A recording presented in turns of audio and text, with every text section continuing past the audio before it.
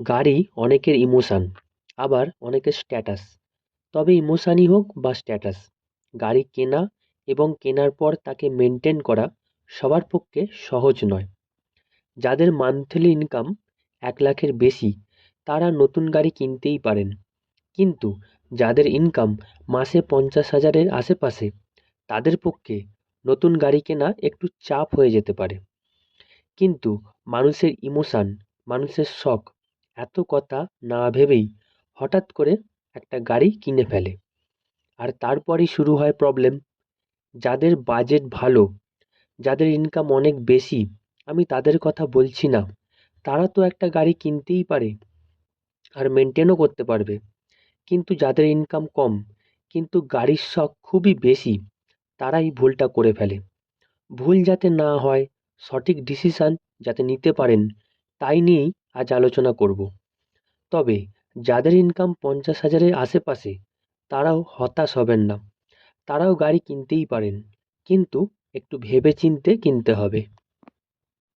1 নম্বর, ধরুন আপনি 7 লাখ টাকার একটা গাড়ি কিনবেন ঠিক করলেন।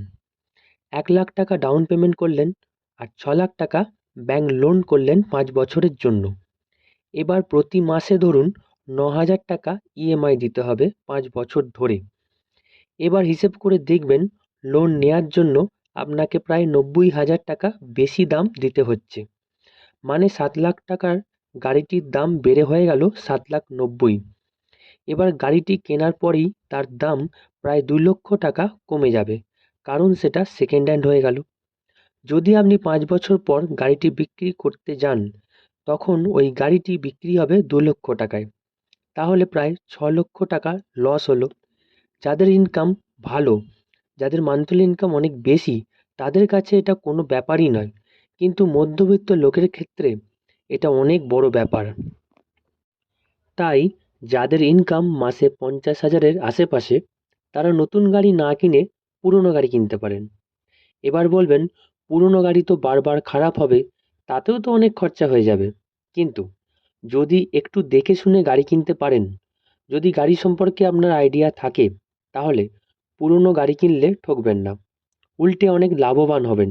কারণ 2 লাখ টাকা দিয়ে সেকেন্ড হ্যান্ড গাড়িটি কেনার পর নাম ট্রান্সফার করতে এবং নর্মাল সার্ভিস করতে ম্যাক্সিমাম 20,000 টাকা খরচা হতে পারে। যদি গাড়ি কন্ডিশন খুবই ভালো থাকে, গাড়িটি যদি পেট্রোল গাড়ি হয়, তাহলে আরও কম খরচায় কাজ মিটে যাবে। মানে সেকেন্ড হ্যান্ড গাড়িটির অন রোড প্রাইস পড়ল 2,20,000 টাকা। মাসে মাসে ইএমআইয়ের কোনো ঝামেলা রইল না। প্রতি মাসে ইএমআইয়ের দরুন 9,000 টাকা আপনার বেঁচে গেল। মানে লাভই লাভ। কিন্তু একটা কথা বলে রাখি, পুরনো গাড়ি কিনলে যেমন লাভ আছে, ঠিক তেমনই লোকসান হবারও চান্স আছে। যদি গাড়ি সম্পর্কে আপনার ভালো নলেজ থাকে, তাহলেই সেকেন্ড হ্যান্ড গাড়ি কিনুন। আর না হলে পরিচিত কোনো বন্ধুর হেল্প নিন, যার গাড়ি সম্পর্কে ভালো নলেজ আছে। আর যদি তাও না থাকে, তাহলে পুরনো গাড়ি না কেনাই ভালো, ঠকে যাবার খুব চান্স। আজকালকার দিনে খুবই ফ্রড হচ্ছে এই গাড়ি নিয়ে। যেমন অ্যাক্সিডেন্টাল গাড়ি রং করে বেচে দিচ্ছে, চোরাই গাড়ি বেচে দিচ্ছে যার পেপারগুলোও ডুপ্লিকেট, কাটাই গাড়ি রং করে বেচে দিচ্ছে, আরও কত রকমের ফ্রড হচ্ছে। তাই সাবধান, গাড়ি যাচাই করে কিনতে পারলে তবেই সেকেন্ড হ্যান্ড গাড়ি কিনুন, না হলে নতুন গাড়ি কেনাই ভালো।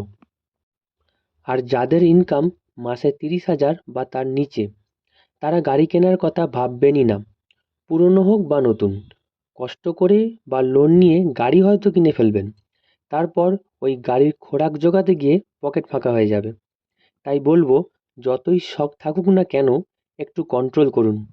শখ থাকা ভালো, কিন্তু তার সাথে সামর্থ্যটাও আগে তৈরি করে নেওয়া দরকার। না হলে পস্তানো ছাড়া আর কোনো রাস্তা থাকবে না।